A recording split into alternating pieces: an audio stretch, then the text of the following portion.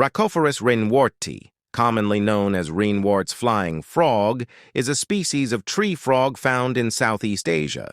These remarkable frogs possess webbed feet and a unique gliding ability, enabling them to glide through the air for considerable distances between trees in their rainforest habitats. This adaptation allows them to escape from predators and reach new feeding or breeding areas efficiently.